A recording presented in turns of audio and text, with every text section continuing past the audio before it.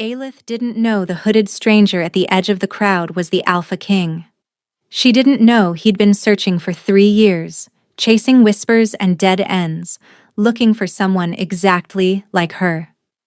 And she definitely didn't know that the 2 words she was about to scream would shatter the chains she'd worn her entire life. All she knew was that her brother was about to be sold. The auction square in Grimholt reeked of desperation. Torch smoke hung low in the evening air, mixing with the sour stench of unwashed bodies and fear. Aelith stood at the edge of the crowd, her fingers white-knuckled around the rope barrier, watching the platform where her 12-year-old brother stood shivering in the cold. Cale looked so small up there. His wrists were bound with hemp, his bare feet dirty against the wooden planks. He was trying not to cry. She could see it in the way his jaw trembled, the way he kept blinking too fast. He was trying to be brave for her. It broke something inside her chest. "Lot 47!" the auctioneer bellowed, his voice cutting through the murmur of buyers. "Healthy male, young, good for labor, mines, or household service. Starting bid, 300 silver. 300 silver. That was the price of their father's gambling debts. The price of a drunk who died in a tavern brawl and left his children to pay for his sins." A hand went up near the front. Aelith recognized him, Lord Marchell, a man whose servants had a habit of disappearing. Her stomach turned to ice. 300, Marchell called out, his lips curling into something cruel. 350, another voice countered. Cale's eyes found hers across the crowd. "I'm sorry," they seemed to say. "I'm sorry I couldn't run fast enough." They'd tried to flee. 2 nights ago, in the dark, she'd grabbed Cale's hand and they'd run for the eastern border. But the debt collectors had hounds, had trackers, had the law on their side. 400, Marchell said lazily, like he was bidding on cattle. The auctioneer's gavel hovered. 400 silver. Going once. Aelith's body moved before her mind could stop it. She ducked under the rope, shoved through the crowd, and threw herself onto the platform, her knees cracking against the wood. "I'll pay for him." The words tore from her throat, raw and desperate. "Take me instead. I'll work off the debt. However long it takes. Just let him go." Silence crashed over the square. The auctioneer stared at her like she'd lost her mind. Maybe she had. Omegas didn't volunteer. Especially not Omegas like her. Lord Marchell laughed. A wet, ugly sound. "The hollow one? You're offering that as payment?" He turned to the crowd, gesturing at her like she was a joke. "She's wolfless, scentless, worth less than the rags she's wearing." Laughter rippled through the buyers. Aelith felt it like knives against her skin, but she didn't move. She kept her head raised, her arms wrapped around Cale, who had crumpled against her the moment she'd reached him. "Please," she whispered to the auctioneer. "He's just a child." The auctioneer scratched his jaw, considering. "Debt's 400 silver now. You think anyone's going to pay 400 for a hollow Omega?" More laughter, more jeering. Then a voice cut through the noise like a blade through silk. "I'll pay it." The crowd parted. A man stepped forward, tall and broad-shouldered, his face shadowed by a dark hood. His voice was low, rough-edged, the kind that made Aelith think of distant thunder and things that hunted in the night. He moved like he owned the ground beneath his feet. Like the world would rearrange itself to let him pass. When he reached the platform, he didn't climb the stairs. He simply looked up at Aelith, and even through the shadows of his hood, she felt the weight of his gaze like a physical touch. "I'll pay the full debt," he said again, "and she belongs to no one." The square erupted. "Who do you think you are?" Lord Marchell sputtered, his face flushing crimson. "I made a bid. The law says nothing about outbidding." The stranger reached into his coat and withdrew a leather pouch. He tossed it to the auctioneer, who caught it with fumbling hands. 500 silver. That clears the debt with interest. The boy goes free. So does she. The auctioneer opened the pouch, and his eyes went wide. He looked at the stranger, then at the coins, then back again. Whatever he saw made him pale. "See, sold," he stammered. "Debt cleared. They're free to go." Marshall surged forward. "This is outrageous.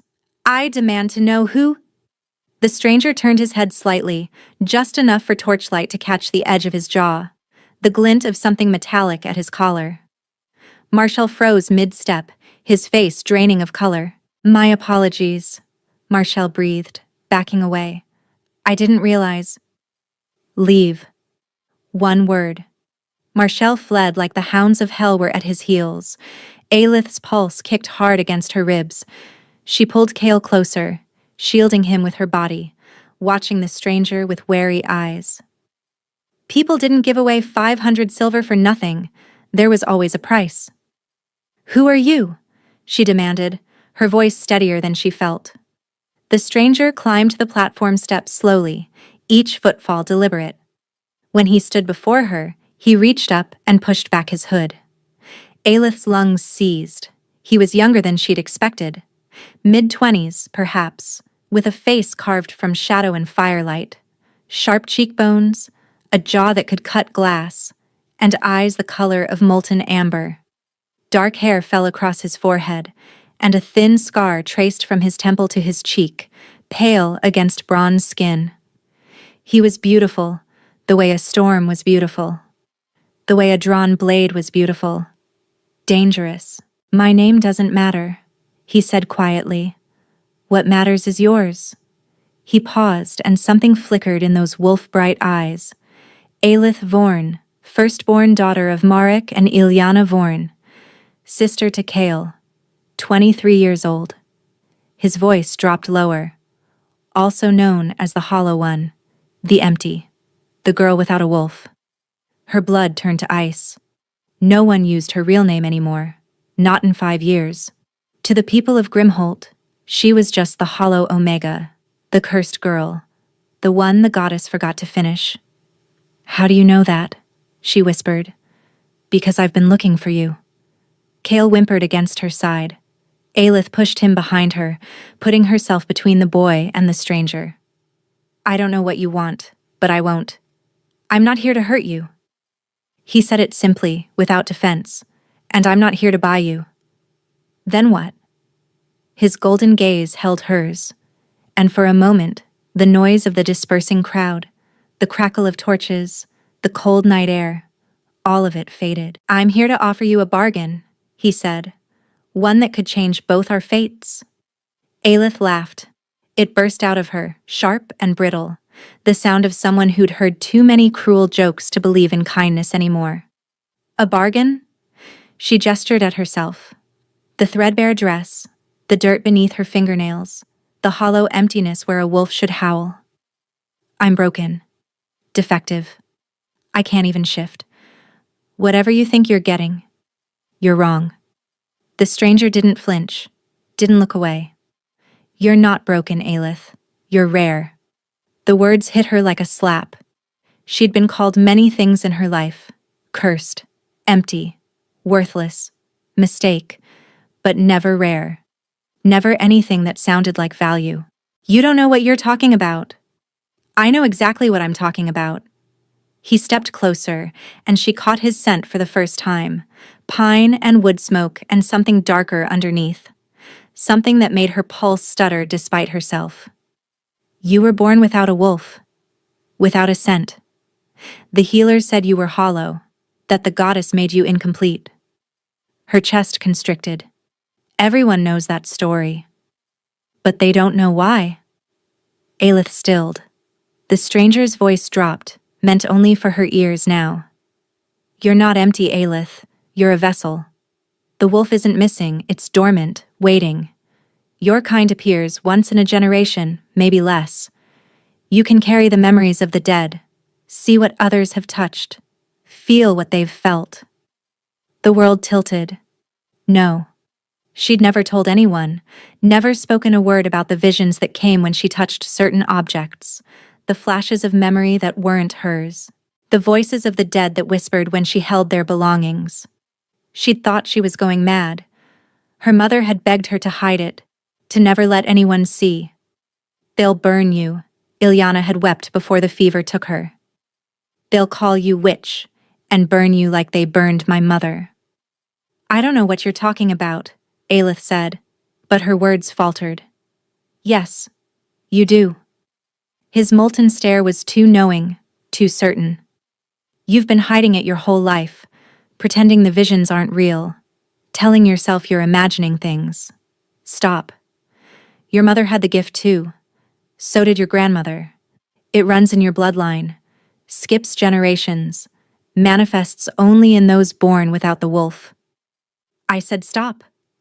Kale tugged at her hand, frightened. Aelith was shaking now, her carefully constructed walls crumbling around her. "How?" she breathed. "How do you know any of this?" The stranger reached into his coat and withdrew something small. A ring, simple silver, worn with age, engraved with symbols she didn't recognize. "Because your grandmother left this behind when she served my grandfather," he said quietly. "And because 3 years ago, someone took my sister. Vanished without a trace. Every tracker, every hound, every seer I've consulted has failed to find her." He pressed the ring into Aelith's palm. The moment metal touched skin, her vision exploded. A girl screaming, iron chains, a stone room with no windows, a man's voice. "The king will never find her here." Aelith gasped, dropping the ring, stumbling backward. The stranger caught her elbow, steadying her, his grip firm but gentle. "What did you see?" His voice was urgent now, raw with something she recognized. Desperation. Hope. Grief. "That's exactly why I need you," he said, "to find my sister before it's too late." Aelith's mind raced. The vision still burned behind her eyes. Chains, stone walls, a girl's scream echoing in darkness. "Your sister," she said slowly, her voice hoarse. "She's alive. But she's somewhere cold. Underground, maybe." The stranger's composure cracked. Just for a moment she saw it. The raw hope beneath the iron control, the desperation he'd been carrying for 3 years. "You saw her." "I saw fragments. A room. Chains." Aelith swallowed hard. A man's voice saying you'd never find her. His teeth clenched visibly. "Then you understand why I need you." Kale pressed closer to her side, trembling. Aelith looked down at her brother, 12 years old, too thin, too frightened, and then back at the stranger who'd just paid 500 silver for their freedom. "What exactly are you proposing?" "Come with me. 7 days."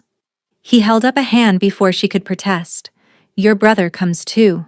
He'll be safe, educated, fed. I swear it on my blood."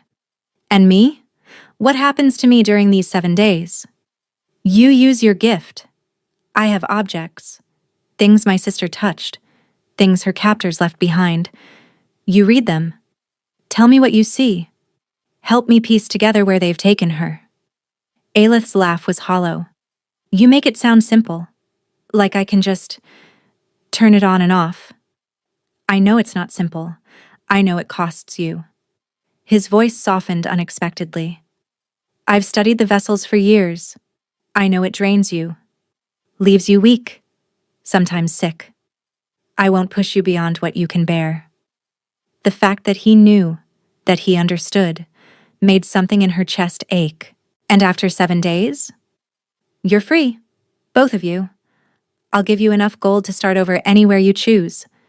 New names, new papers, a new life far from anyone who ever called you hollow." Freedom.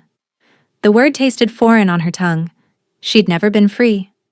First her father's debts, then the shame of her condition, then the debt collectors. She'd spent her entire life belonging to someone else's cruelty. "Why should I trust you?" she asked quietly. "I don't even know your name." Something flickered in his expression. He reached up and pulled aside his collar, revealing a mark burned into the skin above his collarbone, a crown wrapped in thorns. The royal brand. The mark of the Alpha bloodline. Aelith's knees nearly buckled. "My name is Kaelin Vextress," he said, "Alpha King of the Northern Realm, and I give you my word, No harm will come to you or your brother under my protection. The Alpha King. She'd heard stories, of course. Everyone had. The young king who'd taken the throne at 22 after his parents were murdered in the same raid that claimed his sister. The one they called the Storm Wolf for his brutal efficiency in hunting down his enemies. They said he was merciless, cold, that he'd executed more traitors in 3 years than his father had in 30. But the man standing before her didn't look merciless. He looked exhausted, haunted, like someone who'd been running on grief and rage for so long he'd forgotten what peace felt like. I want a blood oath, Aelith heard herself say. Your word isn't enough. Kaelin's eyebrow rose slightly. You don't trust easily. I've learned not to. He drew a blade from his belt, beautiful, deadly, and etched with symbols that matched the ones on the ring. Without hesitation, he sliced his palm. Blood welled dark in the torchlight. Aelith took the knife with trembling fingers and made her own cut. The pain was sharp, clarifying. When she pressed her palm to his, the world ignited. It wasn't just magic sealing an oath. It was something deeper, a recognition that started in her blood and spread through every nerve. Her wolf, the one that had been silent her entire life, suddenly stirred. Not waking, not fully, but acknowledging, like it had been waiting for this exact moment. Kaelin's breath stuttered. His fingers tightened around hers and she saw her own shock reflected in his amber eyes. Mate. The word echoed through her bones, ancient and undeniable. Neither of them spoke. The bond hung between them, electric and terrifying, demanding acknowledgement they weren't ready to give. Finally, Kaelin released her hand. His voice was rougher than before. 7 days. Then you choose your own path. He turned and walked toward the edge of the square, then paused without looking back. You have 7 days to decide if you hate me, Aelith. I hope you don't. Dawn painted the sky in shades of blood and gold as they rode north.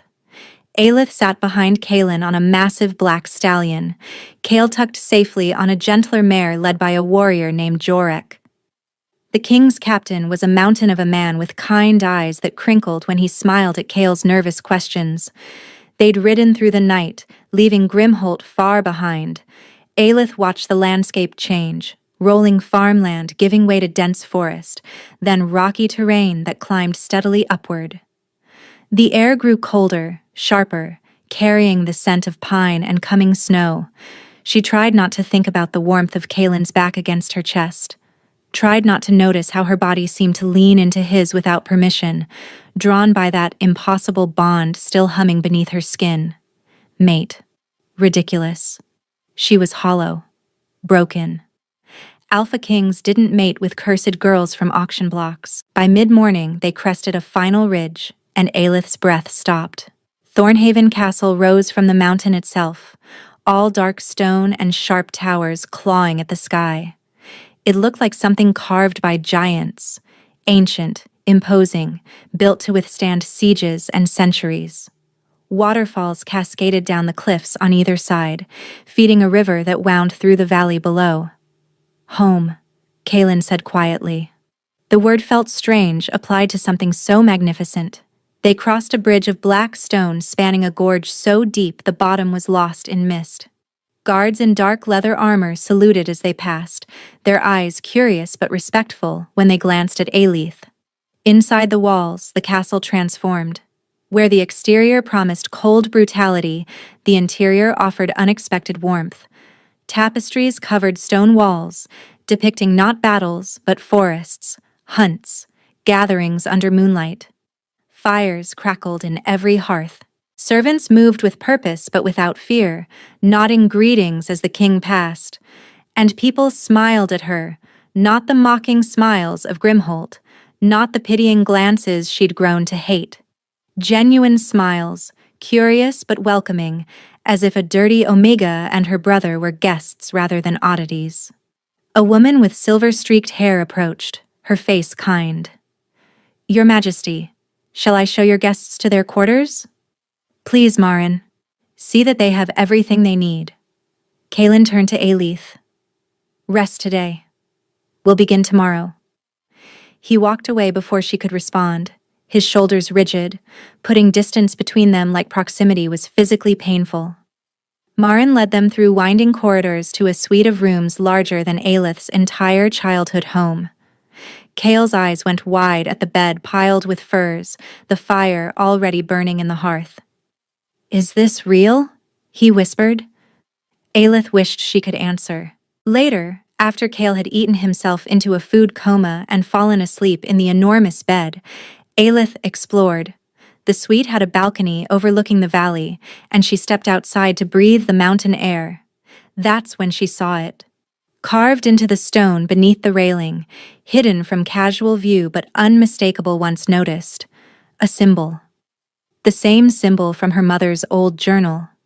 The one Ilyana had drawn obsessively in her final days, whispering about danger and betrayal and something coming. The same symbol branded on the arm of the man who'd killed Aelith's grandmother. A chill crawled down her spine. Aelith barely slept. The symbol haunted her, etched in memory now, impossible to forget. Her mother had warned her about that mark. If you ever see it, run. But Ilyana had died before explaining why, and Aelith had spent years trying to forget. Now it was carved into the Alpha King's castle. Was Kaelin connected? Did he know what the symbol meant? Or was the danger lurking somewhere else, hidden among the people who smiled so kindly at her arrival? By morning, she decided to say nothing. Not yet. Not until she knew more. Kaelin sent for her after breakfast. Aelith followed a servant through corridors that seemed designed to confuse, finally arriving at a heavy oak door guarded by 2 warriors. Inside, Kaelin stood by a window, backlit by pale winter sun. He'd changed from travel clothes into dark trousers and a fitted shirt that did nothing to hide the breadth of his shoulders. His hair was still damp. Aelith's traitorous heart stuttered. "Stop it. Did you sleep?" he asked without turning. Enough. A lie, but he didn't challenge it. Instead, he gestured to a table where several objects lay spread across dark velvet. "These are what I've collected. Things from the raid, from the places we believe they held her." Aelith approached slowly. A torn hair ribbon, deep green. A shard of broken mirror. A child's shoe, scuffed and worn. A button carved from bone. A scrap of parchment with a broken seal. Each item pulsed with residual energy, calling to the gift she'd spent years denying. "The visions aren't pleasant," she warned. "Sometimes I see fragmented images. Sometimes I live through memories that aren't mine. And it leaves me—" She hesitated, weakened. "I know." Kaelin finally turned, and his golden gaze held hers with an intensity that made her pulse race. "If you need to stop, we stop. I won't push you past breaking." The sincerity in his voice was almost worse than cruelty would have been. Cruelty she knew how to handle. Aelith picked up the ribbon first. The vision slammed into her without warning. Running. Bare feet on forest floor, branches tearing at her nightgown. Men laughing behind her, making sport of the chase. She trips, screams, and hands grab her hair, yanking her backward. Aelith gasped, dropping the ribbon. Her knees buckled. Kaelin caught her before she hit the floor, his arms strong and steady around her. "What did you see?" "Forest. Night." Her voice shook. She was running. They were hunting her for sport. A muscle flexed in his jaw, but he said nothing. Just helped her to a chair, pressed a cup of water into her hands, and waited. When her breathing steadied, she reached for the mirror shard. Cold. So cold. Stone walls weeping moisture. She traces a finger through the grime, drawing shapes to pass the time. A door opens. Lord Varric wants her moved. A woman's voice, cultured but cruel. "The king's getting too close." "Lord Varric." Aelith surfaced from the vision, her tongue thick. She was moved on his orders. The king was getting too close, so they relocated her. Kaelin went very still. You're certain of that name? I heard it clearly. Lord Varek. Something dark passed across his face. Varek is my uncle, my father's younger brother. He's been my closest advisor since I took the throne. The words hung in the air like poison. Aelith reached for the bone button next, needing to know more. A study lined with books, maps spread across a desk. Lord Varek, she recognized him from the servants' whispers, silver-haired, dignified, speaking to a man in a traveling cloak. The girl is insurance. As long as we have her, Kaelin stays distracted. The man frowns. And when he stops searching? Varek's smile is cold. Then we produce her ourselves, play the hero, marry her to my son, bind our bloodline to the throne permanently. Before we continue, please take 2 seconds to like this video. Aelith dropped the button like it burned. Her stomach heaved. Aelith. Kaelin was beside her instantly, his hand cupping her elbow. Talk to me. Your uncle. The words scraped her throat. He orchestrated everything, the raid, your sister's capture.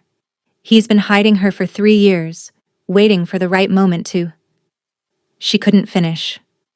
Kaelin's expression shuddered into something terrible. A cold, calculating fury that reminded her why they called him the Storm Wolf. To what? To produce her himself. Claim he rescued her. Marry her to his son and control the throne through blood right. The silence that followed was absolute. Aelith watched Kaelin process the betrayal. His uncle, his father's brother, the man who'd held him at his parents' funeral and sworn to guide him.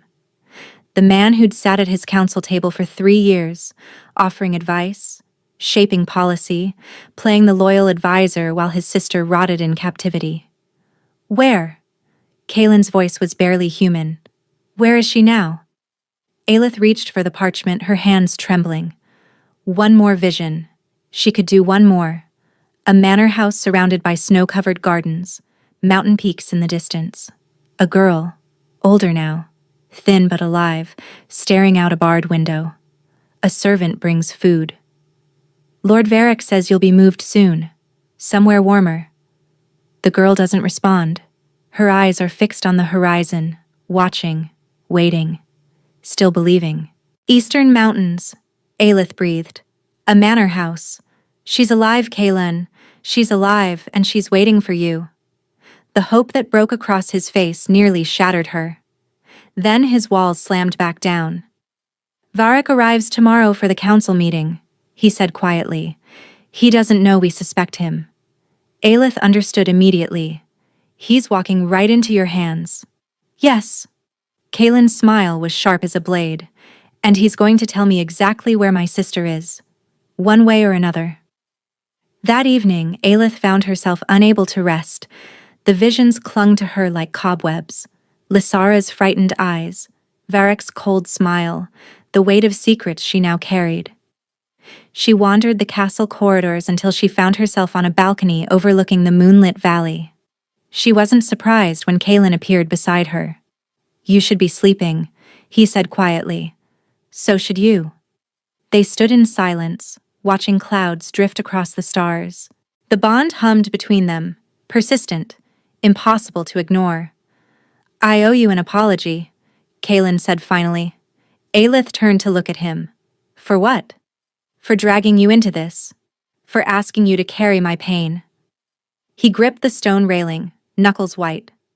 I've spent 3 years obsessing over finding Lysara. I told myself the ends justified any means. But watching you today, seeing what the visions cost you... He trailed off, his jaw tight. You didn't drag me, Aelith said. I chose this. Did you? His laugh was bitter. I bought you at an auction, Aelith. Paid off your debt so you'd feel obligated. That's not choice. That's coercion with better manners. The honesty startled her. She'd expected justifications, not confession. You also freed my brother, she said slowly. Gave us rooms instead of cells. Asked instead of ordered. She paused. You could have forced me to use my gift. Could have threatened Kael to ensure my cooperation. You didn't.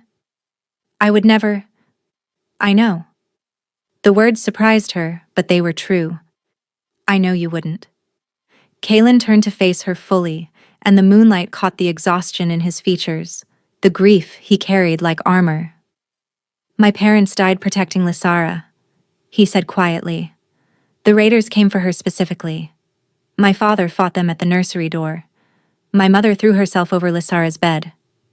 His words caught in his throat. They found my parents' bodies, but Lysara was gone, vanished, and I've spent every day since wondering if I could have saved them. If I'd been faster, stronger. You were 22.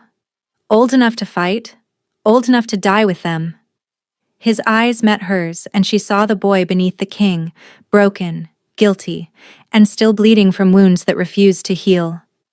Instead, I survived. And I've been trying to earn that survival ever since. Aelith's chest ached. She knew that weight. The suffocating guilt of living when others didn't. My mother died when I was 15, she heard herself say. Fever took her, but she held on for weeks. Kept whispering warnings about the gift, about enemies who'd come for me if I ever revealed what I could do. Her voice thickened. I watched her die slowly, and I couldn't do anything. Couldn't save her. Could only hold her hand and promise to stay hidden. You've been hiding ever since. It was easier than being hunted. Kaelin stepped closer, close enough that she could feel the warmth radiating from him, smell pine and wood smoke, and something uniquely his. You're not hiding anymore, he said softly. You stood on that auction block and offered your life for your brothers. You faced visions that could have broken you. You're the bravest person I've ever met, Aelith. I'm terrified, she whispered. Of what? Of this. She gestured between them. Of you. Of what happens when the 7 days end and I have to choose. His hand rose slowly, giving her time to pull away.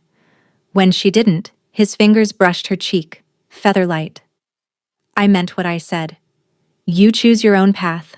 The bond doesn't chain you to me. What if I don't want to leave? The words escaped before she could stop them. Kaelin's breath hitched. His thumb traced her cheekbone, and she watched something like wonder bloom across his face. Then I would spend every day proving you made the right choice, he said roughly. Not because you're a vessel, not because of what you can do, but because you're you.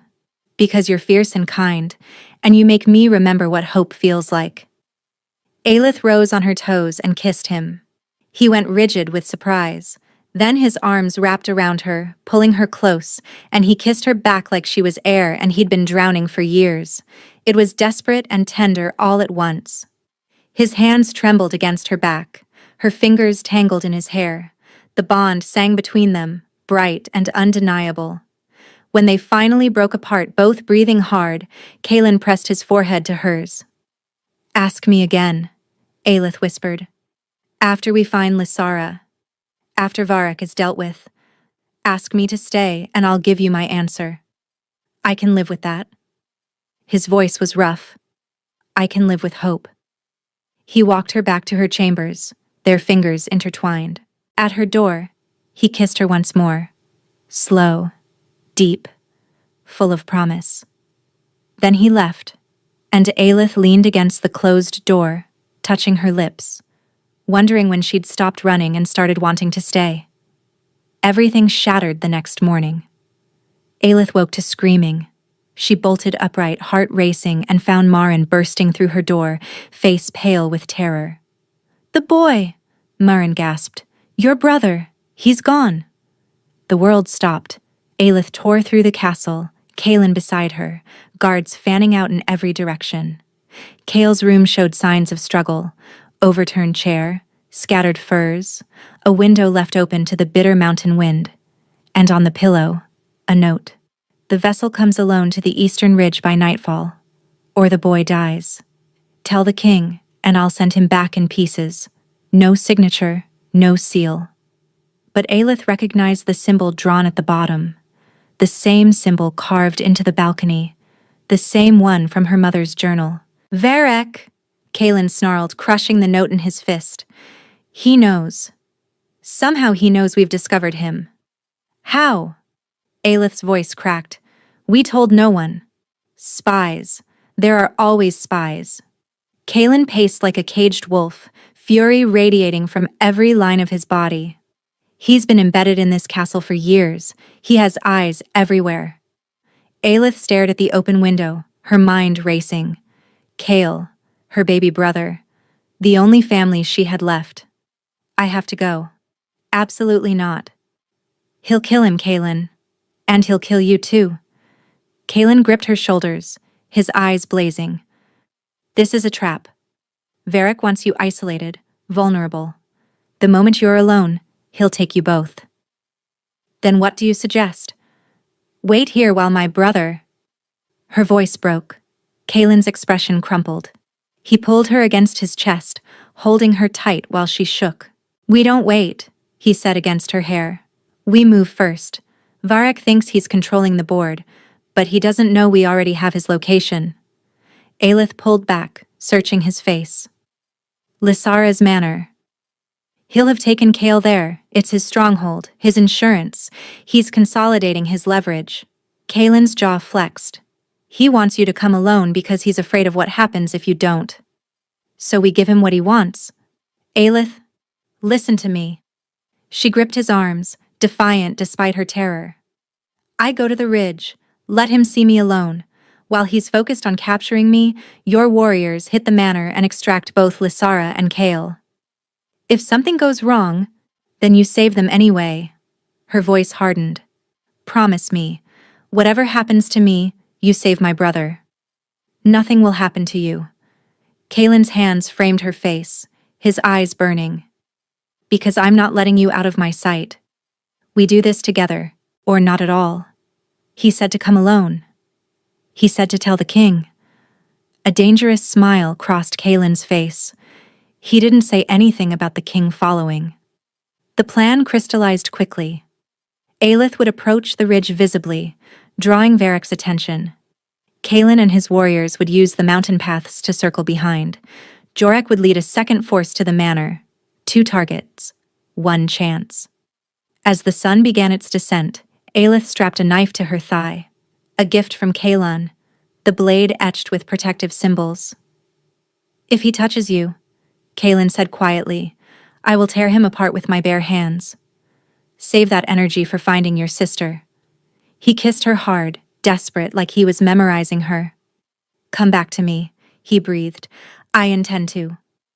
The eastern ridge was a blade of stone cutting against the darkening sky. Aelith climbed alone, her breath fogging in the cold air, every nerve screaming at her to run. The wind bit through her cloak, carrying the scent of snow and something else, something rotten beneath the surface. She felt Kalen's presence somewhere in the shadows behind her. The bond pulsed steady, reassuring. I'm here. I'm close. The ridge opened onto a flat expanse where Varric waited. He looked exactly as the vision had shown. Silver-haired, dignified, wearing authority like a second skin.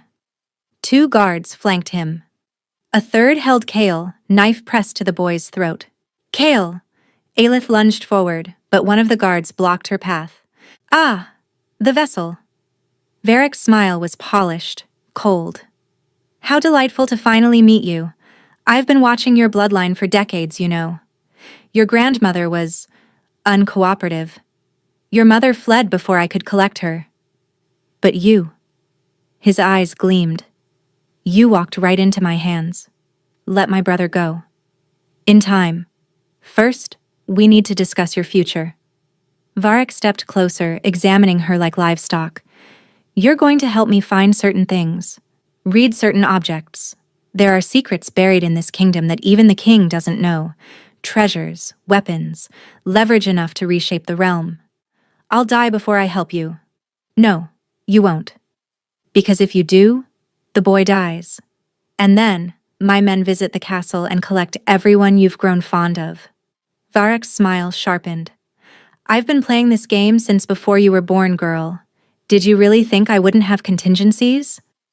Aelith's blood rushed in her ears. She needed to stall, needed to give Kalen time. Your nephew trusted you, she said. He looked up to you. My nephew is a naive child playing at being king. Varric's voice dripped contempt. His father was weak. His mother was weaker. And Kaelin? He laughed, so desperate to find his precious sister that he never stopped to look at who was standing beside him. You're wrong about him. Am I? He's standing right behind you. Varric spun. Too late. Kaelin emerged from the shadows like a storm made flesh, warriors materializing from every direction. Steel sang in the darkness. Varric's guards fell before they could raise their weapons, but the man holding Kael pressed the knife harder, drawing blood. One more step, he snarled, and the boy. An arrow whistled through the air and took him through the eye. Jorek stepped from the tree line, bow still raised and face grim. Kael collapsed into Aelith's arms, sobbing. Varric stood alone now, surrounded by wolves. It's over, Uncle. Kaelin's voice carried no emotion, no mercy. Tell me where Lysara is, and your death will be quick. Varric laughed, a brittle, desperate sound. You think this ends with me? I have allies, contingencies. Even now, my men are moving your sister somewhere. You'll never. No, they're not. A new voice rang across the ridge. Everyone turned. A young woman stood at the edge of the clearing, flanked by Jorek's warriors. She was thin, pale, wrapped in a borrowed cloak far too large for her frame. But her eyes, amber, like Kaelin's, burned with fierce triumph. Lysara. Kaelin's voice broke. Hello, brother? Her smile was sharp as a blade. Sorry I'm late. Had to deal with some guards first. Aelith watched understanding dawn across Varric's face. Then horror.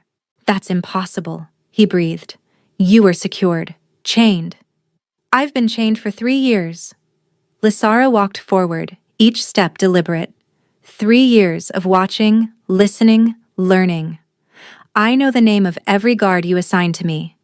Know their routines, their weaknesses, their fears. Her voice hardened. I know which servants could be bribed, which walls were weakest, which nights the patrols were thin. She stopped directly in front of Varric. You kept me alive because you needed leverage, but you made a mistake. Her smile was terrible.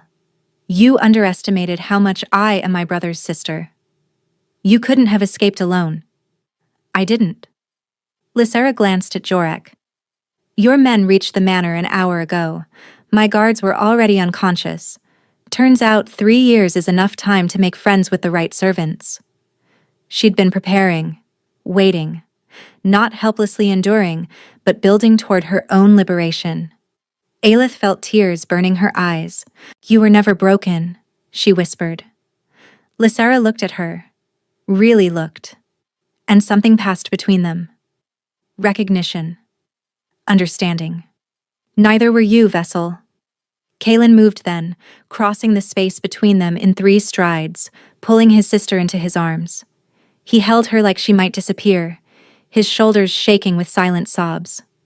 I'm sorry, he choked. I'm so sorry it took so long. You came. Lysara's voice broke on the words. That's all that matters. You never stopped looking. They clung to each other in the moonlight, 2 siblings reunited after 3 years of hell. Aelith watched with Kael pressed against her side, her heart full to bursting. Then Varric moved. He lunged for Lysara with a hidden blade, his face twisted with rage. Aelith didn't think. She threw herself forward, her own knife flashing. Steel met steel. Varric's blade skidded aside. Aelith drove her knife into his shoulder, dropping him to his knees. Kaelin was there instantly, boot on Varric's chest, sword at his throat. You dare. The words were barely human. You dare touch what's mine. The torchlight caught the signet ring on Varric's finger, etched with the same symbol that had haunted Aelith's nightmares. The same mark branded on the man who'd killed her grandmother. Your grandmother refused to serve me willingly, Varric spat, following her gaze. She paid for that defiance. I won't make the same mistake with you. You won't get the chance, Aelith said quietly. Varric looked up at his nephew, at the death in those amber eyes, and finally showed fear. "Mercy," he gasped. "Please, I'm your blood."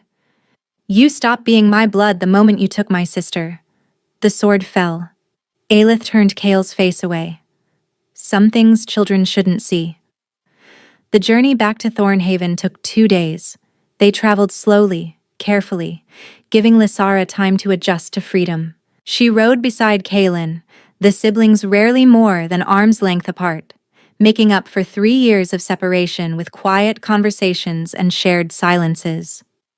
Kael rode with Jorek, peppering the captain with questions about swords and horses and warriors. The shadow of captivity was already fading from his face, replaced by the boundless curiosity of childhood. And Aelith rode at the back, watching her strange new family knit themselves together, wondering where she fit in the tapestry. On the second night, camped beside a frozen stream, Kaelin found her sitting apart from the others.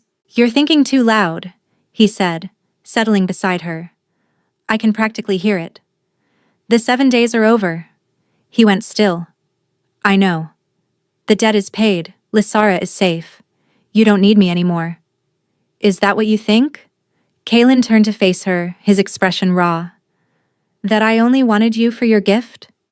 It's what makes sense. You're a king. I'm a hollow omega from an auction block. This," she gestured between them, "isn't logical." "Since when does love follow logic?" The word hit her like lightning. "Love? I love you, Aelith." He said it simply, without drama, like stating an obvious truth. "I think I started falling the moment you threw yourself on that platform for your brother. A woman with nothing, risking everything for someone else." His hand found hers. "You're extraordinary. You've always been extraordinary. The world just couldn't see it." Her vision blurred with tears.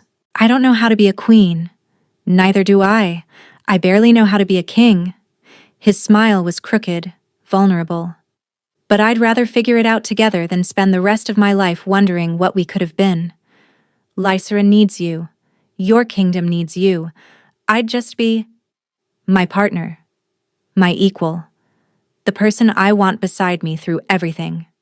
He squeezed her hand. "Lysara already adores you. She told me you're the first person who looked at her like a survivor instead of a victim." Aelith thought about running. It was what she knew, what she was good at. But she was so tired of running. "I'm still afraid," she admitted. "So am I." Kaelin lifted her hand and pressed his lips to her knuckles. "We'll be afraid together." Aelith looked at him. This fierce, broken, beautiful man who'd seen her at her lowest and called her extraordinary, who'd freed her brother without condition, who kissed her like she was precious and looked at her like she hung the stars. "Yes," she said. His breath caught.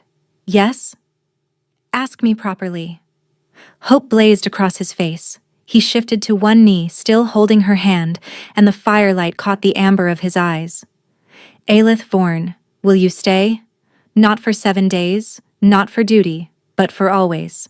Will you be my mate, my partner, my queen?" "Yes." The word came easier this time. To all of it. Yes. He surged up and kissed her, joy breaking across his features like sunrise after endless night. They were both laughing and crying, holding each other in the cold mountain air. From across the camp, Lysara's voice drifted over. "Finally. I was worried I'd have to intervene." Kael's response was immediate. "Does this mean I get to live in a castle forever?" "Yes," Kaelin called back, still holding Aelith. "It means exactly that." Aelith buried her face in his chest, feeling his heartbeat steady against her cheek, feeling the bond between them settle into something permanent and sure. She'd walked onto that auction block expecting to lose everything. Instead, she'd found home. The bonding ceremony was held under the winter moon, with the entire kingdom gathered to witness. Aelith wore deep blue velvet embroidered with silver stars. Lysara had helped choose the gown, insisting her future sister deserved something extraordinary. Kael stood beside them, scrubbed clean and beaming, appointed official ring-bearer with tremendous solemnity. When Aelith walked through the great hall toward Kaelon, the crowd parted like water. She saw faces that had once looked at her with pity or contempt. Nobles, warriors, servants, now bowing in respect. The hollow one, the empty. The girl the goddess forgot to finish. Now walking toward a throne. Kaelin waited at the altar, dressed in formal black, his wolf-bright eyes never leaving her face. When she reached him, he took her hands, and she felt the bond pulse between them, no longer frightening, but familiar. Cherished. I, Kaelin Vextress, Alpha King of the Northern Realm, choose you, he said, his voice carrying through the silent hall. Not for duty, not for power, but because you saw me when I was broken and didn't look away. Because you fought for your brother when you had nothing left. Because you taught me that strength isn't about what you can take, it's about what you're willing to give. Aelith's heart swelled with emotion. I, Aelith Vorn, choose you, she answered. Not for safety, not for escape, but because you saw me when I was hollow and called me rare, because you freed me without condition, because you showed me that home isn't a place, it's a person. The ceremonial knife passed between them, 2 shallow cuts, 2 palms pressed together, blood and magic sealing what words had promised. The bond snapped fully into place, not a chain, never a chain, a bridge. The hall erupted in cheers. Later, much later, they escaped to their chambers. The celebrations continued below, but they'd earned this. A few hours of quiet, of just being together. Kaelin traced lazy patterns on her shoulder as they lay tangled in furs, moonlight silvering the room. Tell me something, he murmured. Something I don't know. Aelith smiled against his chest. I almost ran. That first night in the castle, when I saw the symbol on the balcony, I almost grabbed Kael and disappeared. What stopped you? You. She lifted her head to meet his eyes. I watched you with your warriors, with your servants.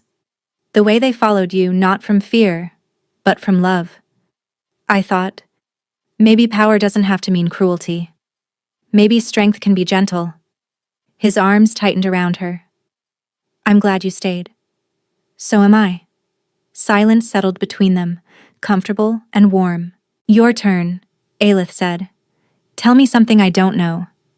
Kaelin was quiet for a moment.